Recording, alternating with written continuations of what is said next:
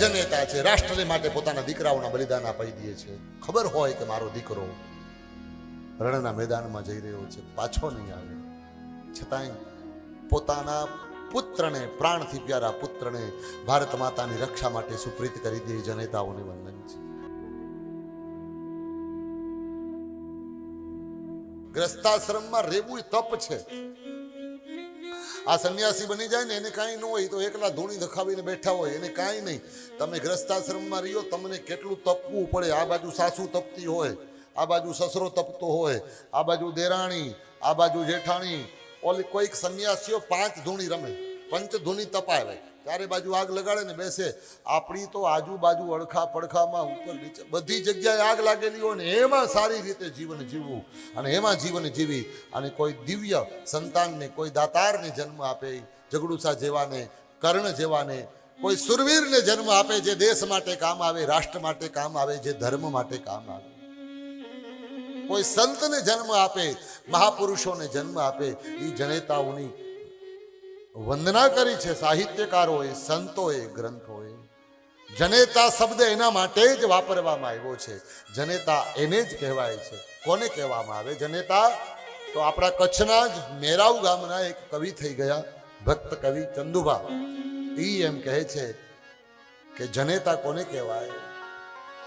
જન્મ જે સંતને આપે, જનેતા એ જ કહેવાય. જન્મ જે સંતને આપે, જનેતા એ જ કહેવાય. અગર શૂરોય ગરનાતા, અગર શૂરોય ગરનાતા, ગુણો દે નાશ કર ગાય. જન્મ દે સંતને આપે, જનેતા એ જ કહેવાય.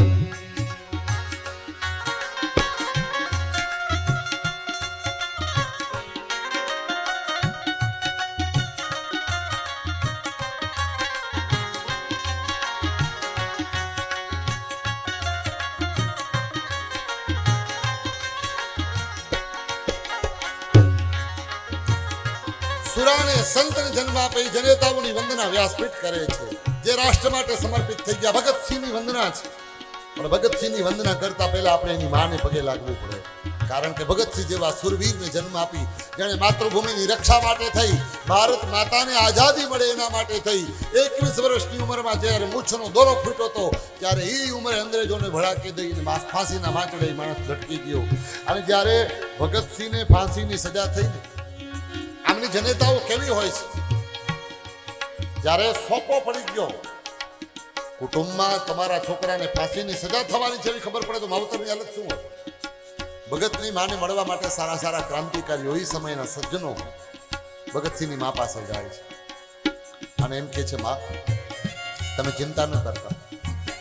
ભગતસિંહને ભલે ગવર્મેન્ટે કોર્ટે ફાંસીની સજા આપી છે, પણ અમે ગાંધીજીને કહેશું, અમે મોટા મોટા માણસોને કહેશું, અમે ઝુંબેશ ચલાવશું અને ભગતસિંહની ફાંસીની સજા રદ કરાવી અને એને આજીવન કેદ થાય એવું કરાવી દે. ત્યારે ભગતની માએ કીધું, ખબરદાર, કોઈને કાંઈ રિક્વેસ્ટ કરવાની નથી.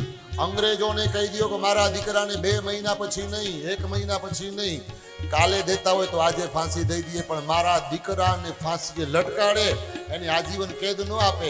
કોઈ કે કીધું આમ કેમ કહેશ? કે આજીવન જેલમાં મારો દીકરો સબડી સબડીને મરે એના કરતા જો કાલે ફાંસીએ ચડીને મરી જશે તો 9 મહિના પછી કોઈ હિન્દુ માતાના પેટે જન્મ લઈ અને 20 વર્ષે તો પાછો અંગ્રેજો સામે ભડાકા દેવા ઊભો છે. એટલે મારે એને કેદમાં નથી રાખવો. આ જનેતાની વંદના છે. ક્યાં જનેતાની વંદના? જગડુસાની માની વંદના, કર્ણની માની વંદના છે. કર્ણ જેવા દાનવીરને જન્મ આપ્યો છે.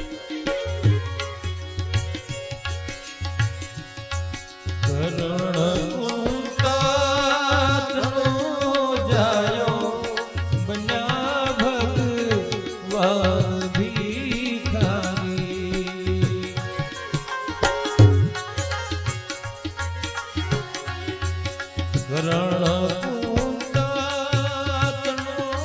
જાયો બન્યા ભગવાન ભિખારી કસોટી કરણની કીધી કસોટી કરણની કીધી ખરેખર ધન્ય જણનારી જન્મ દે સંતને આપે જનેતા એ જ કહેવાય.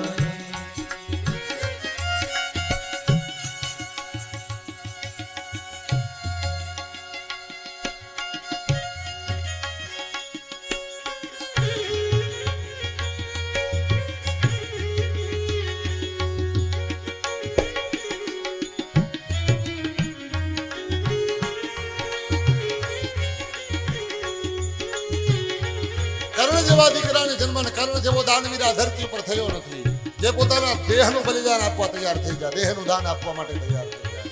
તો માતાઓ બહેનો, દિવ્ય દાંપત્યની જરૂર છે આપણને. અને હવે હિન્દુ સંસ્કૃતિની દિવ્ય દાંપત્ય હશે એ જ બચાવી શકશે, તો જ કોઈ સારા મહાપુરુષો જન્મ લેશે અને એ જ સારા મહાપુરુષો આપણી સંસ્કૃતિનું સંરક્ષણ કરી શકશે. એટલે ચંદુ ભગતે શું કીધું છેલ્લે? જનેતા તો જ તું જણજે સપૂત નર સંત કે શ્યાણા.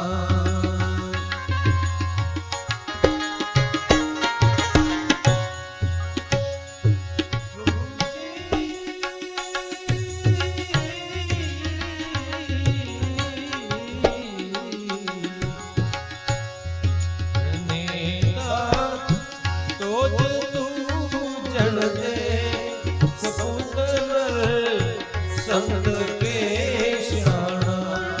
નાજનને ચતુર ચંદુ કો નાજનને ચતુર ચંદુ કો ભલે કે તે પડે પાણા જન્મ દે સંતને આપે જનેતા એ જ કહેવાય.